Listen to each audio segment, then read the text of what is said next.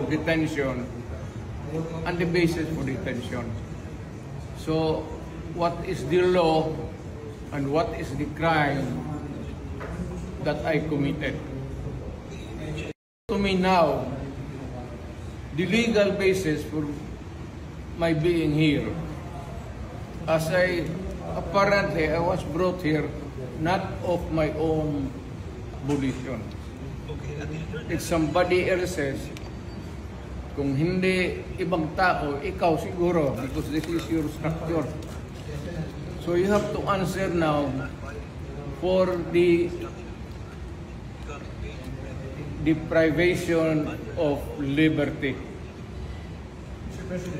Naman doon, blooper, puro pagdating sa trial dyan, tatawagin kita sa witness stand.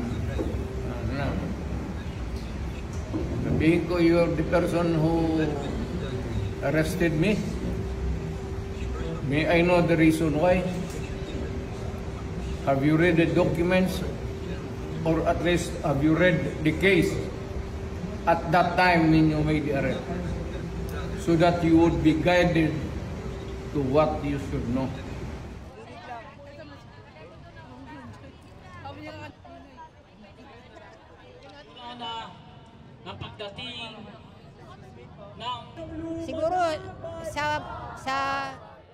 Through our prayers and the people who helped us, we did not expect to achieve something like this. To see a president, someone like Duterte, receive a warrant of arrest.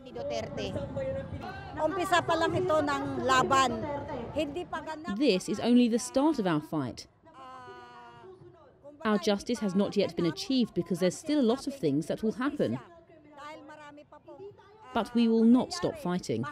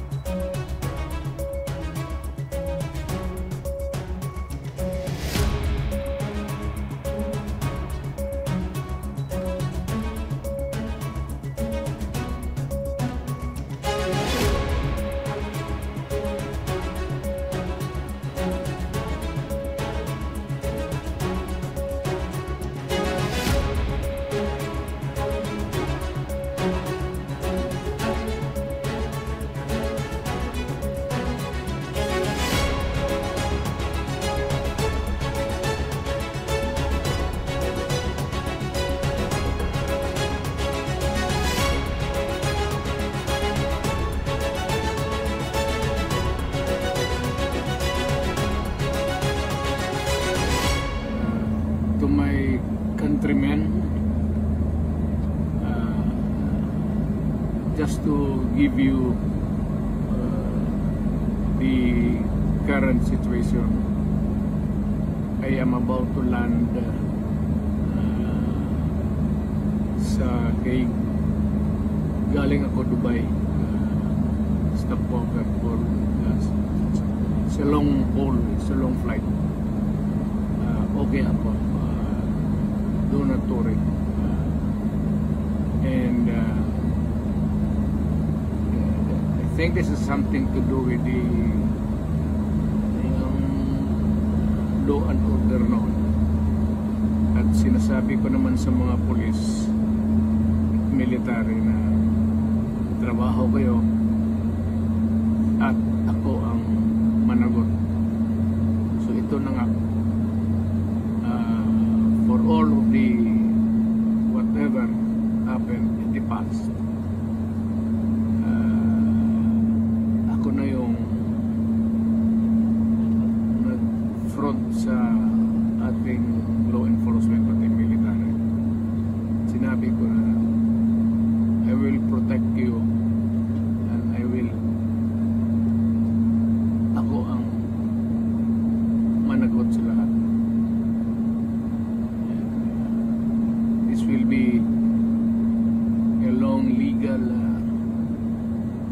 proceedings.